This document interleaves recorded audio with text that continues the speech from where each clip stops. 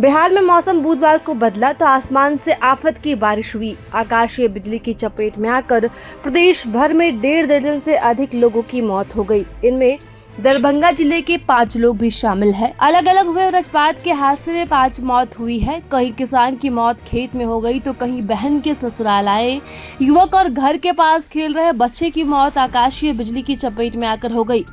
3 लोगों ने अपनी जान फसल को भीगने से बचाने के चक्कर में दे दी। मृतकों के परिजनों में कोहराम मचा है। बता कि पहली घटना लदहो पंचायत के कटैया गांव की है, जहां सुबह 8 बजे वज्रपात ने गांव के स्वर्गवासी लखन चौपाल के 68 वर्षीय पुत्र जवाहर चौपाल की जिंदगी ले ली। जवाहर चौपाल खेत में गेहूं समेटने गए थे। अचानक आकाशीय बिजली गिरी और उसकी चपेट में आकर उनकी मौत हो गई। मृतक के बेटे जगनमोहन चौपाल ने बताया कि उनके पिता ही घर में एकमात्र कमाऊ सदस्य थे। 6 बेटियों में एक की भी शादी अभी तक नहीं हुई है। दूसरी घटना रोहाड़ महमूदा पंचायत के महमूदा की है। महमूदा निवासी अजित यादव के घर के समीप आकाशीय बिजली तार पर गिरा, जिसकी चपेट में आकर उनके 8 वर्षीय पुत्र सत्यम कुमार की मौके पर मौत हो गई।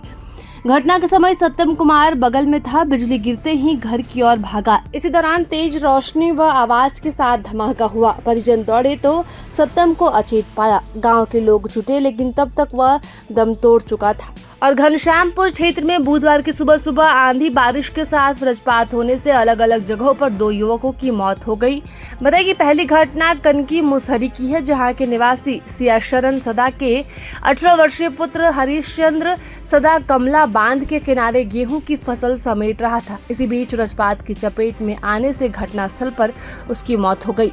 और बड़गांव थाना क्षेत्र के बोराम निवासी हरि चौपाल के 22 वर्षीय पुत्र राहुल कुमार चौपाल की मौत बहन के ससुराल घनश्यामपुर थाना क्षेत्र के गोढ़ेल गांव जाने के क्रम में कमला पश्चिमी तटबंध स्थित कुमरोल गांव के समीप वज्रपात की चपेट में आने से हो गई।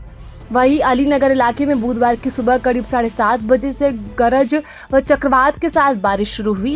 इस क्रम में लीलपुर गांव में खलिहान में गेहूं के बोझा को समेट रही 55 वर्षीय विधवा महिला की मौत वज्रपात होने से मौके पर ही हो गई। वही काम कर रहा उसका 25 वर्षीय पुत्र मोहम्मद अकबर भी गंभीर रूप से जख्मी हो गया है।